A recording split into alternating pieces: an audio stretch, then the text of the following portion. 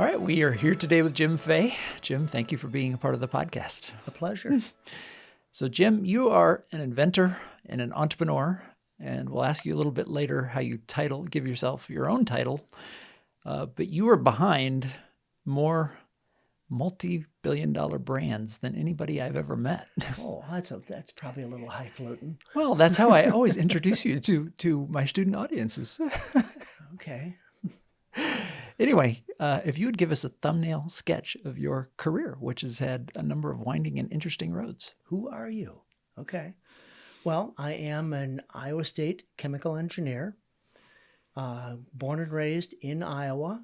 So born in Davenport, raised grade school in Waterloo, high school in Des Moines, and then came to Iowa State, became a chemical engineer, wandered my way through several companies, put myself through college as a baker, mostly. I worked for a big chemical company, Monsanto, worked for Procter & Gamble in manufacturing, worked for a packaging company that kind of got sliced and diced and isn't anymore, worked for Kimberly-Clark, and then realized I was probably never going to be a great employee. It's just not in my blood. So I left cold turkey without any thought of what I was going to do, and went out on my own. You struggle, because I had no clue what I was going to do. I just knew that it needed to happen, and it needed to happen now. Mm-hmm. You know, that thing of so many people say, well, I'll change jobs after or we'll have kids after or all that stuff. And watching too many of those people, I realized they never get around to it. So I just had to do it. So I style myself as what I call an entrepreneurial product development engineer. That's a made-up term, of course. Uh-huh. And people say, well, what does that mean? I think it is entrepreneurial product development engineer, EPDE, is to engineering what an MBA is to a degree in business. Mm-hmm. It is another step that expands your skill set, expands the kinds of problems you can deal with, expands just about everything, but still builds on an engineering degree. Well, you may be the first person who has attached engineering to entrepreneur, but that's really cool. But I probably make too much fun of engineers too. Well, that's okay. That's okay because us engineers make lots of fun of ourselves too. Lots of fun. Well, it seems to me as an outside observer, not an engineer, but having worked with many engineers, that there just are structural, cultural, who knows what it is, but some impediments to being innovative and entrepreneurial, at least in certain situations. Is that the wrong way to read it? I would completely agree with that. And breaking down that wall is what EPDE is all about. So an example, if you think about great businesses, think of Amazon, think of Microsoft, think of Facebook, think of any great and wonderful business. You can always look at one of those businesses and see rules that got broken, rules that nobody else thought to break, that boundary that everybody else thought, well, you can't cross that line. But to become that great new business, they crossed that line. Hey, and if there's anything that I do and if people who know me would say, yeah, he is a rule breaker. He identifies the right rule to break and then does a great job breaking that rule and starting some new thing. So when I first started at Iowa State University a long time ago now, but I went around to department chairs in the College of Agriculture where I work and introduced myself and just tried to understand a bit of the dynamics at the university. And so the department chair for sociology back then was a delightful gentleman, Paul Lastly, who's retired now. He had a big sense of humor, and I knew him before I came. Perhaps it was that the criminal justice major was underneath his supervision, but he kept wanting to talk about what department? What Department of Sociology. in criminal justice? Yes, Okay. they have criminal justice as part of their majors Okay. here at Iowa State. Probably not a whole lot of agriculture content, I don't think. Yeah. Anyway, he kept wanting to discuss, isn't entrepreneurship, at least at times, about rule breaking? Yes. Well, isn't that what criminals do too? Well, they break laws anyway. Not sure about rules. Anyway, his point was, what is the difference between Oh, a huge difference. an A entrepreneur? huge difference. And I wish I, yeah. And I've The always difference is the entrepreneur identifies the right rule to break.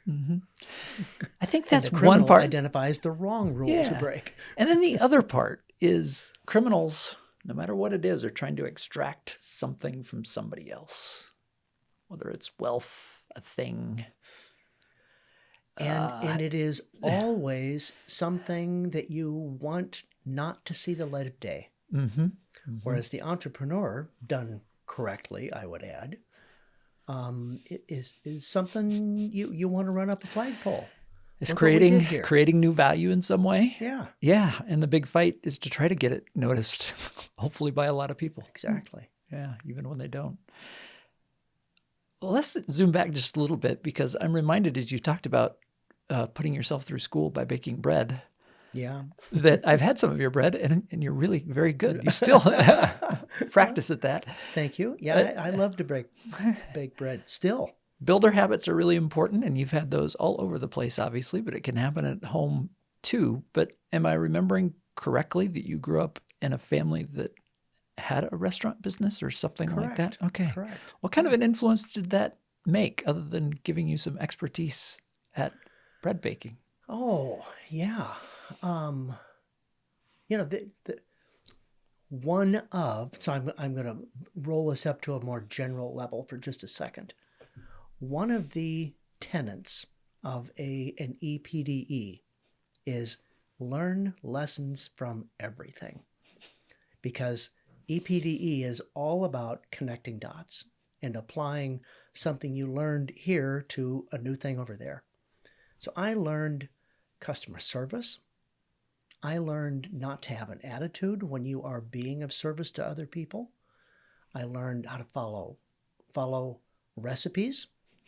I learned that when somebody has figured something out to a very high level and got it right, follow that recipe. Pay attention. Yeah. I learned about profit margin. That a business doesn't survive without profit margin. So many people today, they frown on the word profit and think, oh, that's dirty and evil, and you don't survive without a profit margin. And then another story is part of shaping you as a young person, Jim, was oftentimes young people will take trips, the proverbial semester abroad or whatever. Yeah. Your trip was pretty adventurous. Could you share with our listeners a little bit about your venture into Central and South America?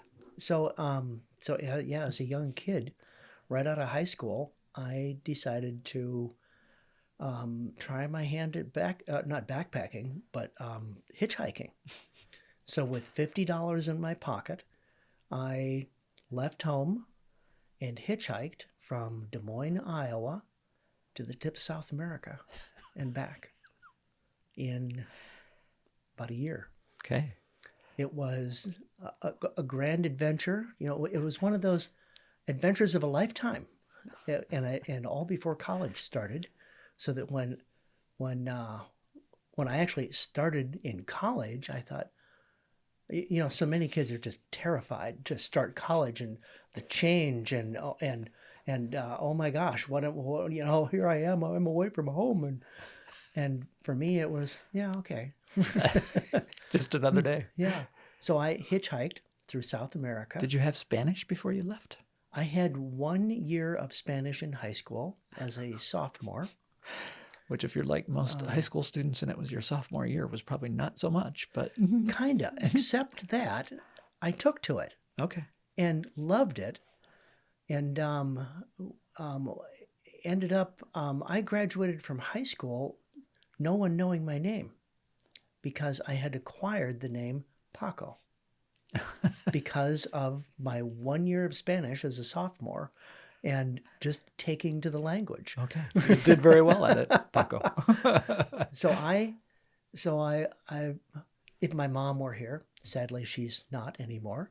If my mom were here, she would tell you that I have a long history of doing dumb things, just figuring out how to do something.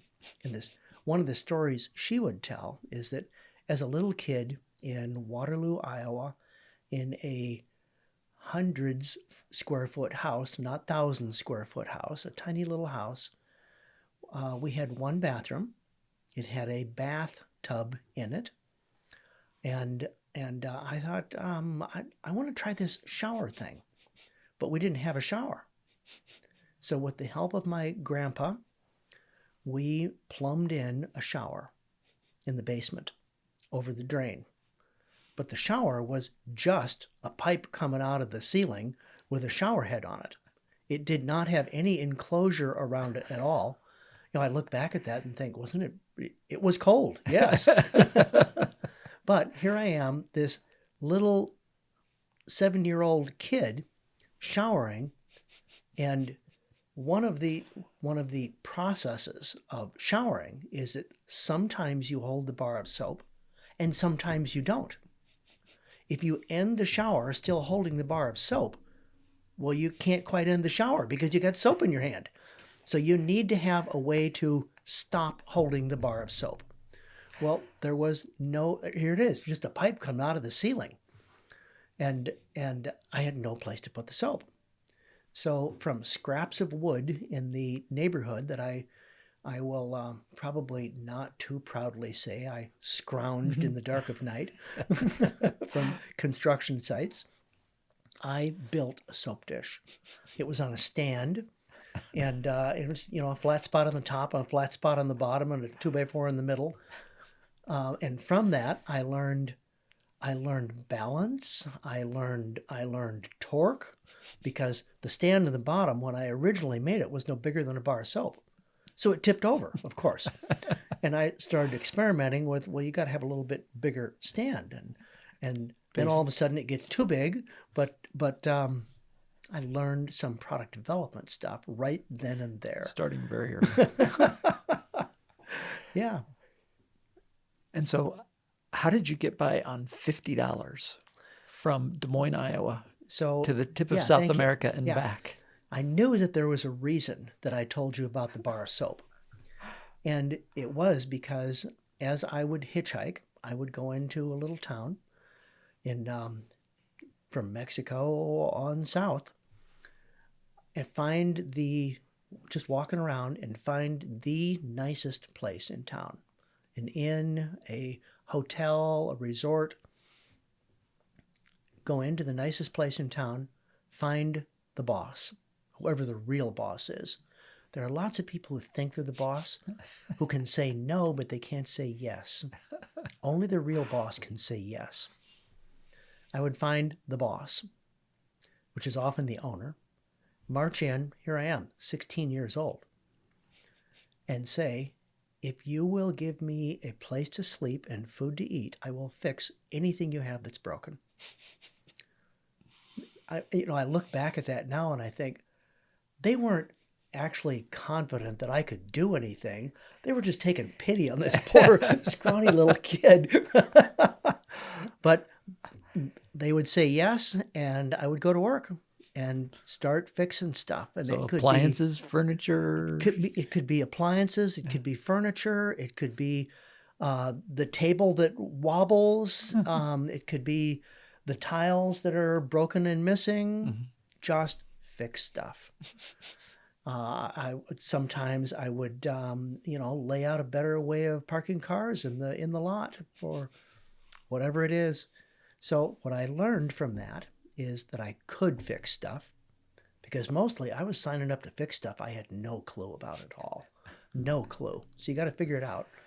But the second thing is No internet to Google. no how internet at to. all. No, nothing. But the most important lesson I learned is not to ask for work. If you are constantly bothering the boss with, what should I do now? What should I do now? The boss gets annoyed sooner or later because the boss can't do whatever the boss is supposed to be doing. So the most important lesson in that was figure out what needs to be done. Figure it out yourself and then go do it. Do great work. The boss will notice later. Exactly. Yeah. And then there was another lesson to that. And that lesson was, don't run to the boss and say you did something. Instead, have Jose. It became Jose's project, and Jose could claim credit for it. The boss knew, but giving other people credit is a powerful tool. Good tip. Good tip. Well, I've asked for the last number of podcasts entrepreneurs like you, Jim, to talk about different decisions that they've made. And I usually start out with just a practical decision of some decision that you've made in the past that for whatever reason is interesting and a good story and provided great learning and kind of insight for your journey. Okay. Interesting decisions I made.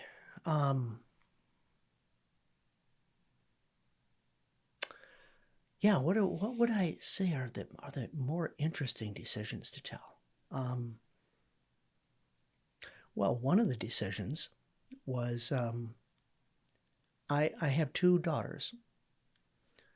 Everybody raises their children. What I observed, anyway, I shouldn't have said everybody. What I observed is that people raise their children with rules. Do this, don't do that. You'll be home at this time, not that time. And I looked around me and saw the results of that technique. It was open rebellion, always. It just didn't seem to be working. So instead, I decided, without any knowledge about parenting or sociology or psychology or anything. Or reading the books. Or reading the books, yes. That I best. would simply try something different. So I raised them with principles. And I would take these tiny little girls out, one on my shoulder and one on my arms, and we would walk, and I would talk to them about principles. And now this starts at like 2 years old. So if they were here right now, they would, of course, roll their eyes, but they would be able to tell you all of this list of principles that we lived by. And it works. It totally works. So I was thrilled by that. And so what's an example of a principle? What were those things? Yeah. There are 7. Oh, Curious okay. that you would ask. There are 7 virtues. Well, perhaps there are. There are 7 parts of the entrepreneur's ethic. Yeah. 7 is a good number. And it starts with be kind. Okay. There's a guy who said there are only 3 things in life that are important. Be kind, and be kind. Kind of like what realtors would say about location. Okay. Number 2 is give your best effort, always. Your best competent effort. Number 3, take responsibility. Number 4, use good judgment. My oldest daughter came to me sometime in high school and said, I would never say you have to be home by 10 o'clock. Instead, I would say, use good judgment. You know what you've got going on tomorrow. You know what you need to do. You know what happens after 10 o'clock or whatever time you decide. Use good judgment.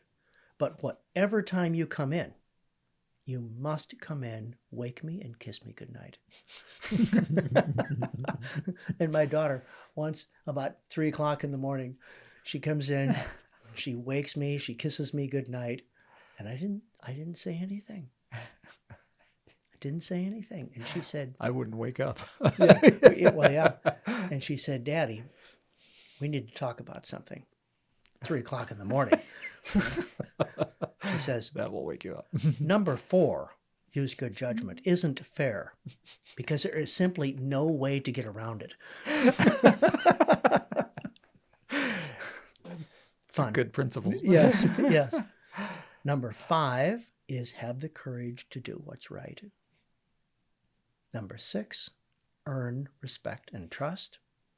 Number 7, integrity always. That is great. And that list guided me raising daughters.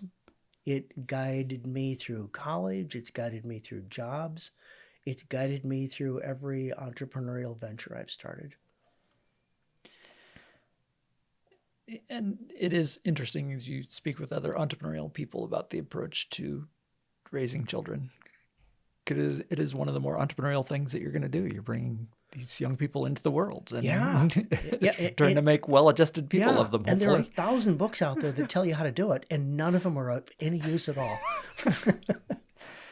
Yeah, I can think of a couple things, just related to sports, and youth sports in today's world are a bit crazy. But our kids had good experiences, but I had 3 rules for them. And it was sort of partly in fun, I think, but it was always hustle, listen to the coach, and have fun. That's all that I required. Did not have to play, did not have to succeed. Yeah. Whatever. But I want to add one to that. Please. So, with the guys and gals who are in this my latest venture, which is Finn and Viola, started here, and we make baby products. We were at a show in Des Moines this last weekend. This is a Christmas expo sort of thing. And we were there, so we've done product development. We've built some machines to make our products. We've applied for a patent. We've got the patent. It's a great patent. And we're at that stage of now we got to start figuring out how to market and sell. And so at the show, we said we are not going to sell anything at all. We are here to do market research, to learn how to talk to people, to learn, what are the things that are important to them so that we can begin crafting our marketing messages. Do the market research. So ultimately, we are here to simply learn and collect names, our contact list. So we did that. We collected a bunch of names. We were pretty excited about that. It worked. And then we had some discussion on the way home of what's next. And I talked about an experience. I was just down to see my dad in Florida. And on a lark, I went to a car dealer because I'm interested in buying a new car because I live up in the mountains in Colorado. So I talked to this car guy, and of course, every car dealer has only one sentence that they give you, and that is, what do I need to do to earn your business, today? Everything is today. Well, today is not going to happen with me. So I left and never heard a word. And then a young lady at the dealership called me and said, did you get what you need? Can I help you with anything? And I said, your guys never called me back. And she said, and she responded to that with an email saying, we'll do blah, blah, blah, blah. And I responded again because she said she'd have these people call me, and they never did. And then she switched from her company email to her personal email. And she said, the biggest problem we have is no one will follow up. This leads to a story. Okay. And the story is, ages ago, I had the incredible fortune to meet a guy who is world famous. His name was Muhammad Ali. I didn't know. And I learned a lesson from him so my job is always to apply something that I learn here to something over there. in talking with him, because I ended up actually getting the privilege to talk to him for a moment. And I said, what wins fights for you? And he said, the difference between me and a lot of boxers is that a lot of boxers will hit somebody, and if he doesn't go down, they kind of don't know what to do. They get, oh my God, maybe he can't be beat. And then they get beat instead. He says, the difference is, if I hit somebody and he doesn't go down, I hit him again. And then I hit him again. And then I hit him again. And I hit him again. And eventually they go down. And that's how you learn to sell. When you are selling to somebody, if they say, no, I'm not interested, nor not today, or I don't have time for this, come back and hit him again, and hit him again, and hit him again. Yeah, one of the points I try at least to make with students in my class is that everyone, and I mean everyone, likes to be sold. Sure. Now, that doesn't mean every salesperson will be successful, but especially by a talented person, it is fun to be sold. Of course. Persuasion is great. Yeah. And it's a back and forth. Yeah. And so yeah, often certainly timing lack of is persistence important. is not a way to succeed at sales. Exactly. As well as just not caring about anything but the sale. You have to care about the people and what they're trying to accomplish and understand them, which is what, if I understand it, you were down with your team doing at the home show. Yeah, exactly. Learn. Don't go in with a marketing message. Form one coming out based upon what you learn. Sure. Sure. Other decisions, Jim. Other decisions. Well, one of my bigger decisions was to come back to Iowa State as a volunteer professor and teach a class. That was I had great fun doing that. Did it for 3 years. That's now only a month from ending 2 years ago. Mm-hmm. But for 3 years, I taught a class in how to develop new products, how to build a business around that product, how to create value, how to create wealth. I had one of the best times of my life doing that, and developed relationships with the kids that I taught. They allow me to call them kids because of our small age difference. I even now, here it is, 2 years since I finished teaching, I'll bet I get 50 phone calls, notes, text messages a week from those kids as they have graduated and moved on, and they're Relationships telling me last. what are we doing, or what am I doing? They will tell me, I'm rereading this chapter in your book about character, about principles, and it was important at the time, but now that I've in this real relationship, and we're thinking about having kids, now I'm realizing how important that was. So I've gone back and reread your book, or they will tell me, I've encountered this thing at work, and I applied what you taught me. So it's that's wonderful relationships. So what led to you volunteering to come back? And I, at the time, was certainly delighted to have another compadre here at Iowa State University. Yeah. I think it was because I left the working world at 35 years old to do whatever I was going to do. But remember, I said I quit without a plan.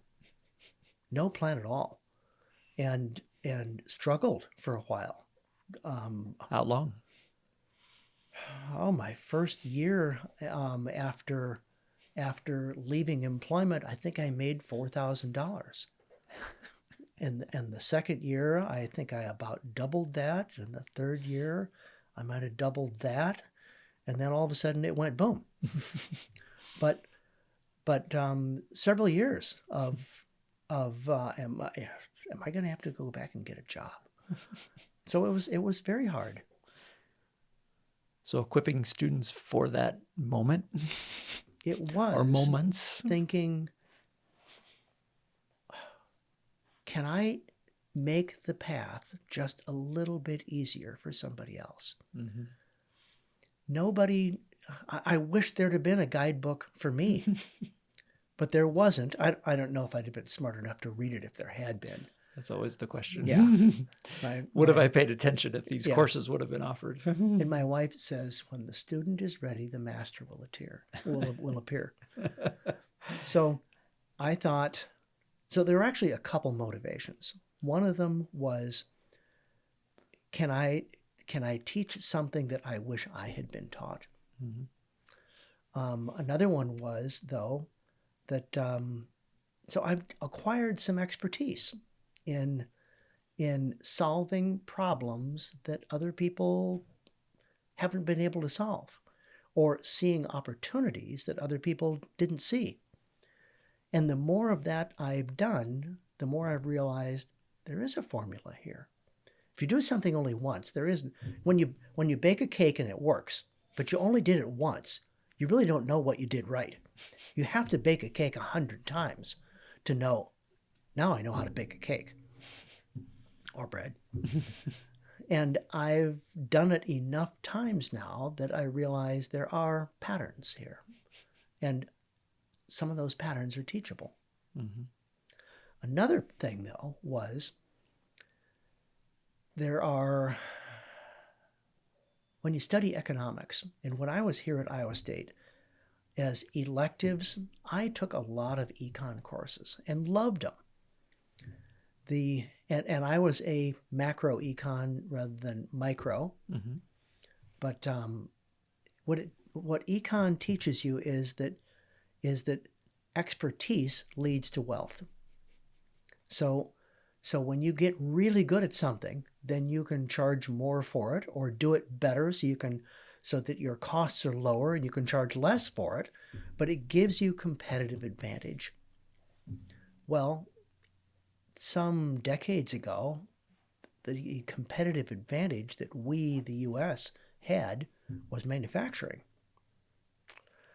We might argue that we are attempting to develop that again, but we have lost a lot of that edge too. And there are other countries that have developed that expertise to our chagrin. Mm-hmm. So what do we do better? What do we do better than anybody?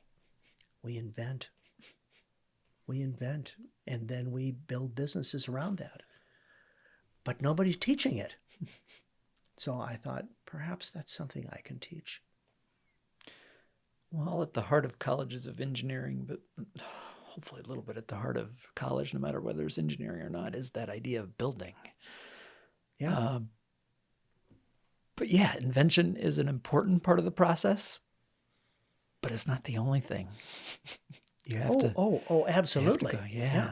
Hence my word EPDE. Yeah. Because that brings in all the rest of that stuff that you need. Mm-hmm. Yeah. So when I made the decision to come back to Iowa State, they asked me to come back. So I didn't volunteer like you. I wouldn't have thought of it if they wouldn't have asked me, I don't think, to come back. But yeah, a professor, in asking me a bit of a snarky question during one of the seminars that I gave, says students from Iowa State get jobs. Like, they all get jobs. Why do we need an entrepreneurship program? Which is fine of him to ask that. And I said, you're right. I have at my companies tried to hire those students, and I have had a challenging time versus the large companies with the big brands that hire them and can pay more than me and seem like a more secure kind of a thing. But what I also know is that for a lot of the graduates, 3 to 5 years after they graduate, they're going to be looking around saying, is this all there is? There is something missing. Yeah. Yeah. We could probably debate what that thing is, but I think at the heart of it is that creative urge to build things, to make an impact at the very least with whatever your business does. I agree. There's another part of it, though. It is accomplishment and reward. So I was working for a big company and did a pretty fantastic thing for them that caused them to have a $10 billion brand that made oodles and gobs of money.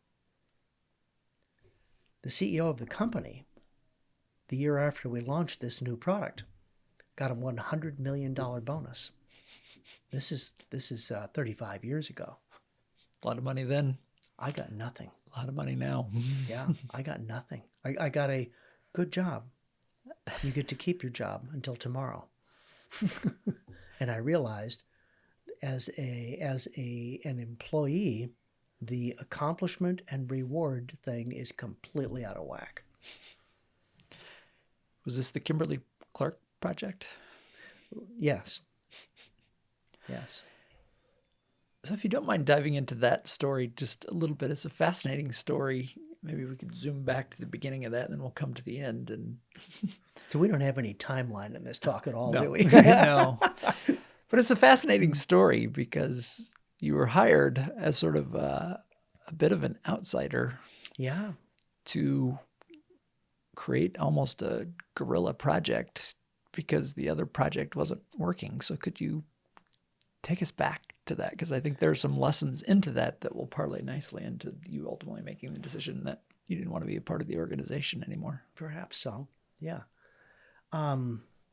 So Kimberly-Clark, a wonderful company, was a paper company. The profit margins in paper, because there are so many competitors, are not enough to command a high stock multiple, price to earnings multiple in the stock market. So the CEO of the company decided we really should be a consumer product company, CPG, consumer packaged goods. Mm-hmm. Now, we don't know how to do that, of course. And this company over in Ohio called Procter & Gamble kind of has that figured out. So, and they were making this diaper called Pampers at the time, they invented the disposable diapers market. Mm-hmm. And we're doing pretty well with it, quite well. So Kimberly-Clark decided, let's just copy what they do, avoiding patent issues, of course. So their strategy was what they called fast follower, mm-hmm. meaning we don't know what we're doing, but we're going to just watch what you do and zig and zag as you zig and zag. Well, that strategy really was a failure because it gave people no reason to buy. Eventually, this is going to lead around to another subject I want to talk about. Okay. The concept of minimum viable product. That's what they decided. Okay, we're going to make the minimum viable product. That is a failed strategy. Okay. So they were trying to figure out what else do we do, and they had. So I'm in honesty, I cannot sit here and say, well, I did, because everything is a team effort. And there were lots of wonderful people, many of them way smarter than I am, who contributed to moving from Kimby's to Huggies. But Huggies was no longer a fast follower thing. It was, we got to break some rules. We got to do things differently. Rather than, so diapers at that time were made out of paper. We introduced things like super absorbent and elastic and shape and all kinds of innovations that resulted in a vastly superior product, superior to anything P&G was making at the time. Mm-hmm. Now, since then, of course, the two companies, they fight every year for dominance. Still the two major brands. Yeah, yeah. But that was way cool to be part of that. Way cool to be part of it. What were some of the important lessons that came out of that whole product development process for you? So I want to take this to the thing that came immediately after Huggies. Okay. Which was, I think, almost more interesting because Huggies was, the point of Huggies was to save the company. And it did that. But the product that came after Huggies, which was Pull-Ups disposable training pants, is in some ways more interesting. And I think I can claim to be the father of pull-ups. Pull-ups. I don't know that would be challenged a lot. So here, Huggies is in the market. Huggies is the #1 diaper in the world now. Pretty cool. And my boss came to me and said, okay, Huggies was yesterday. What are you going to do to earn your paycheck today and tomorrow? If you want to keep your job, you got to do something else. You know, so much for resting in your laurels, so much for here's your big reward. So I looked at the complaints that were coming back from Huggies and saw that the #1 complaint was the tapes that are used to seal up the sides of a diaper. Mm-hmm. And so I'm a rule breaker, and I'm thinking, so what do you do there? Because people were already working on we're going to make the tapes stickier and less sticky, and we're going to use Velcro instead of adhesive, and we're going to all kinds of modifications to tapes to make them work better. And I thought, there's really no point running down that path. We got 500 people already doing that. What if we just eliminate them? So I took some diapers home, sewed them up on my sewing machine, and now the side seams are just sealed. There is no opening to them at all. They're pants. With some absorbency. With some absorbency, yeah.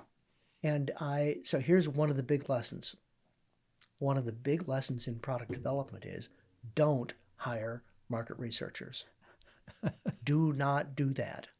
Instead, become a market researcher.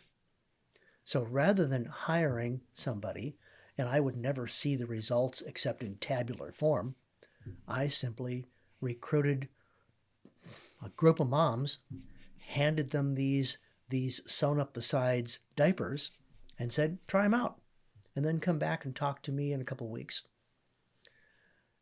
They did. They came back. Here we are sitting in one of those glass wall, one-way mirror focus group rooms. And the things in our session starts. And I said, so, what'd you think of these things? And this mom leans across the table and she says, young man, because I was I was probably 30 or so at the time. She said, that is the stupidest idea I have ever seen from anybody. I don't know. What do you mean? What happened? She says, so I put that thing that you gave me on my baby, and then my baby proceeded to have a world-class poop. And then she leans across the table and she says, so tell me, smarty pants, how would you remove that diaper that you gave me that is now full of poop? Most of it liquid. Without waiting for an answer, she says, the only way to do that is you have to undress the child, and you have to drag that diaper full of poop off the butt, down the legs, down the calves, over the heels, over the toes, and now this baby is covered with poop from navel to toes. And that's all you can do. This is the worst idea I have ever seen in my life. My boss, who's sitting behind the one-way mirror, sends a note in to me and tells me to come back. So excuse me a moment. I go back and my boss says, you can cross that off your list. Move on to something else. The thing you get to do when you have participated in a meaningful way in a product that saved the company is that you can say no. One time. At least once. One time. So I took it all under advisement. We finished the group, And I realized, see, this is what an EPDE, an Entrepreneurial Product Development Engineer, can do that a regular engineer cannot. I realized the problem wasn't in the product that I had. It wasn't in the technologies and the engineering things. The problem was with the customer. I gave those diapers to the wrong people. So, because I gave it to a group of moms with little babies who still had largely liquid poop. So I recruited a different bunch of moms. I scaled up the size of this diaper a little bit. And I gave it now to a group of moms with 2-year-old babies, thinking they had more well-formed poop. The babies. And are getting toward potty training. Never thought of that part. Okay. Never thought of that part. This is the serendipity thing. Yeah. Gave it to them. Talk to me. Come back in 2 weeks. They did. Sitting there, I all ready to get tomatoes thrown at me. And this mom leans across the table, grabs me by the face, and kisses me. This is a good sign. I don't know what I've done, but okay. And she said, "You are a genius.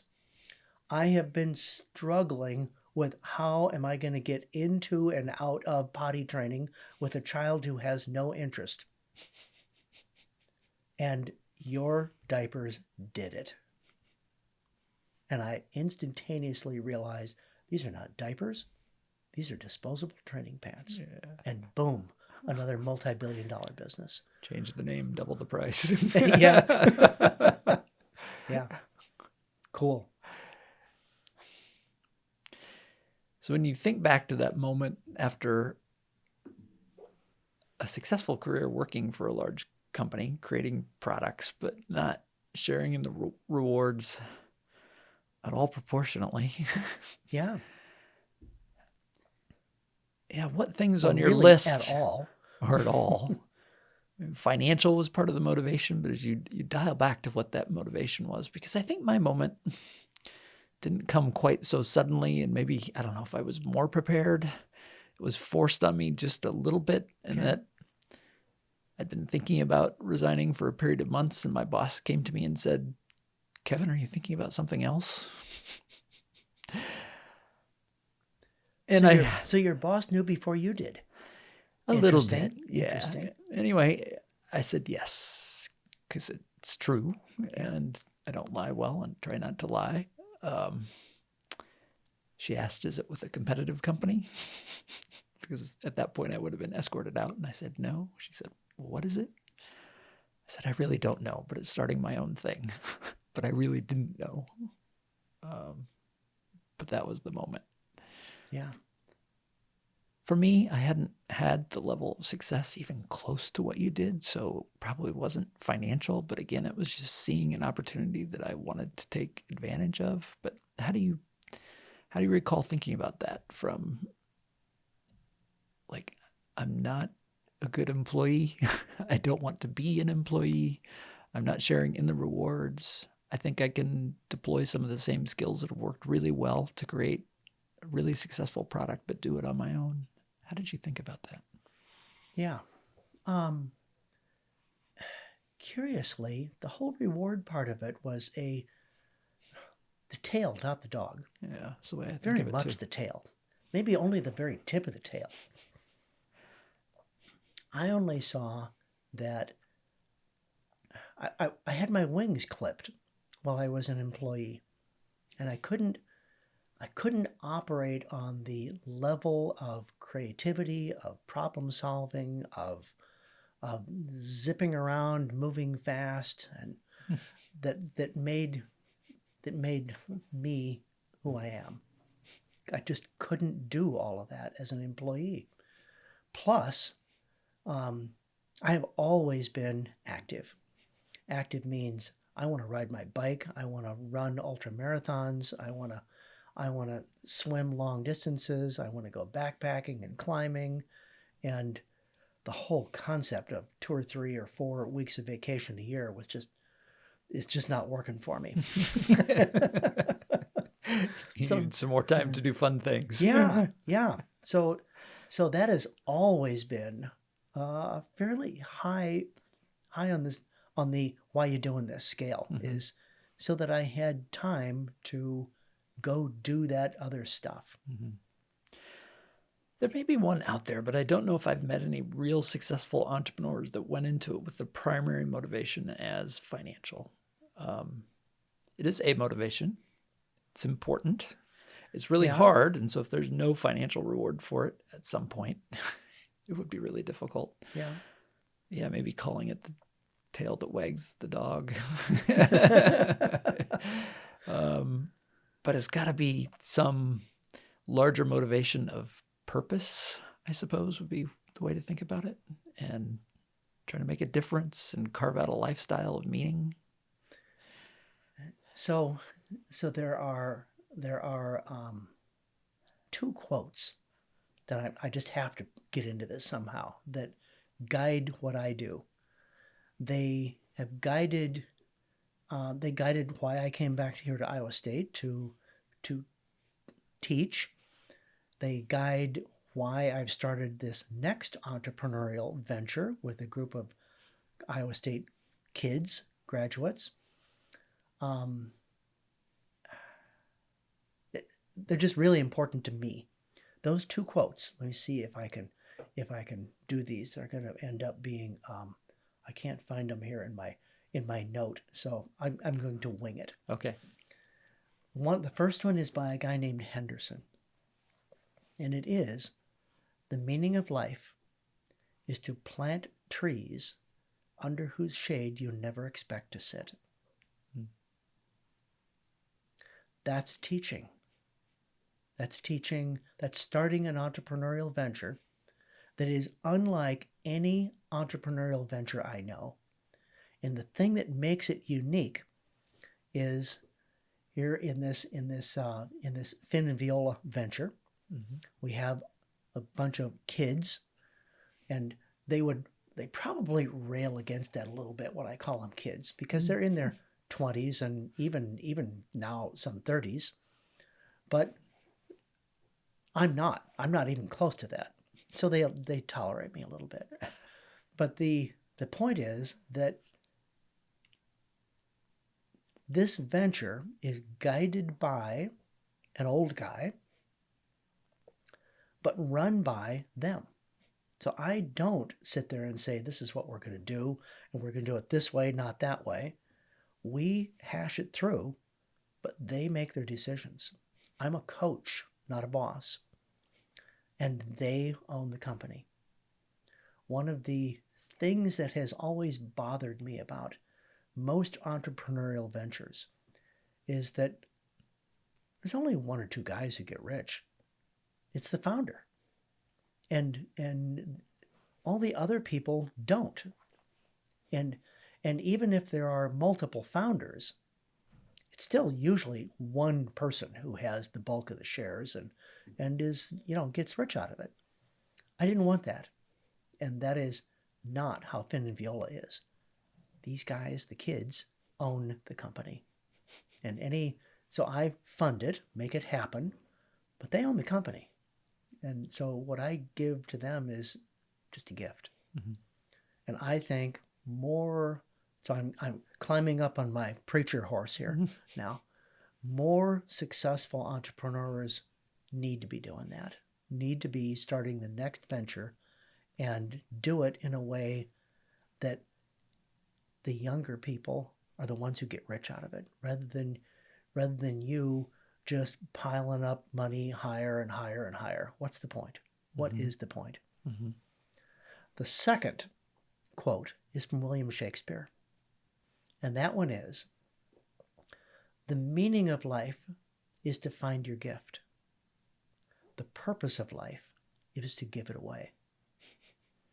And what I've figured out is that I am better than the average bear at solving problems, at identifying opportunities, at breaking the right rule, and creating some new wonderful things. I can teach other people to do that. And that's what drives me. Well, for those on video, they can see this, but maybe we'll describe it for those just listening. We have a piece of soap here from Finn and Viola.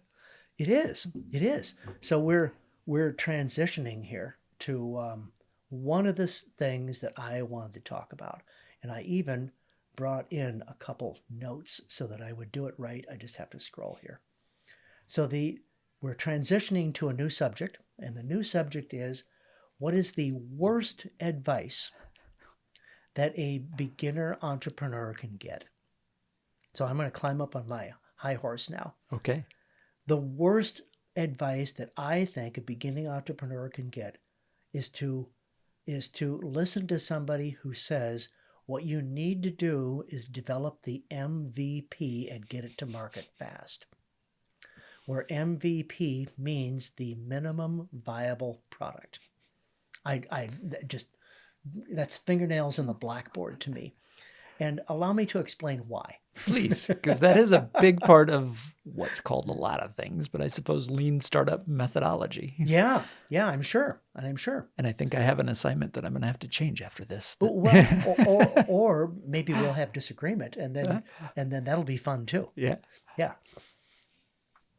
So the first question is, why would anybody even be advised to have the minimum viable product? It is with good intention. I will admit that. It's with good intention. And it is based on several concepts, one not necessarily in order, but they are, without motivation to get into the market, engineers can be accused, and fairly, of never getting it done, of continuing to improve forever. Little tweak here, little tweak there. It's never quite or perfect. And the result is you never get to market. Mm-hmm. Valid criticism. But MVP isn't the solution. Mm-hmm. The next valid point to MVP is get into the market and start getting customer feedback. Start learning from the market. Again, a valid objective. Learn from the market. So I buy that. Another objective is the people who fund new ventures are putting money in, and they want to see you turn the corner to where you are not going to run out of money and you're going to start making money. So the part of the motivation for MVP is start making money so you don't run out. Valid, totally valid. And the last one is dilution. The people who fund the venture want you to start making money so that you don't have to go out and raise more money from other venture capitalists and dilute the venture people who were in before them. All valid stuff. But it's a failed concept. And the reason it's failed is 4 things. The first is, for a new product to be successful in the market, it's the first thing it has to do is it has to get noticed. And if it is the minimum viable product, what is it that's going to get it noticed? Nothing. And it will fail because it's totally yawnable. Next, a huge mistake that too many entrepreneurs make. You talk to them and you say, who's your competition? And they answer with, well, I really don't have any competition. I am so unique. I don't have any competition. Bull. Everybody has competition. Absolutely everybody. Well, whatever the new product is, the world is getting along just fine without it. Exactly right. Exactly right. So there is always competition. Oh, and then the other mistake that entrepreneurs make is you say, so what is your competition doing? And they show you today's product that the competition is making. And you ask them, what's the competition working on? Oh, probably nothing. No. Whatever this product is, it'll be unchanged, maybe even worse tomorrow. They denigrate their competition. They assume they're idiots. They're not idiots. They're better funded than you are. They've been in business. They know their customers. Don't assume that they're idiots. They're going to beat you bloody. So, differentiation. You have to do something that is not just a little bit different than your competition. It's got to be a lot. It's got to be a bunch. Third, the thing that entrepreneurs fail to understand is inertia. Your customer can always simply do nothing. Just nothing. Very powerful force in the It universe. is the strongest force in the universe. That's right.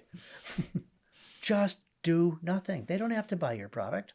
It'll be fine. So whatever you do has to be cool enough that it overcomes inertia. Mm-hmm. Last, there are only two ways to grow a business. Way number one is to spend money. To spend money on advertising, on coupons, on deals, on price cuts, on 2-for-1, on hiring more salespeople, expanding into new territory. It all costs money. And when growing a business costs money, the only way you can grow, or if you look at the growth curve, it's not a curve, it's a line. It's linear growth, always. It has to be when it relies on spending money. The other way to grow a business is word of mouth, where your customers become your salespeople. When one customer tells two customers, who tell two more customers, who tell two more customers, then you have a nuclear reaction. Then you have exponential growth. When I am an angel investor, as you do too, and it is with a company that is already in the market selling something, the first thing I ask them for is, show me a plot of your sales on time. And if it isn't a curve heading up, they haven't got it figured out. They will eventually lose and go away. So, those four things, I'm going to repeat them just for people who are taking notes. Maybe. Trying to pay attention at least. Has to get noticed. It has to be different enough from competition that it really stands out. It has to overcome inertia.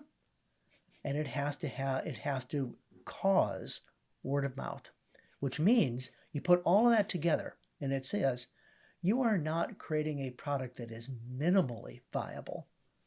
You are creating a product that has to excite. If it doesn't excite, you will fail because your competition is better funded than you are, always. So you have to excite the customer. I use two words to define this.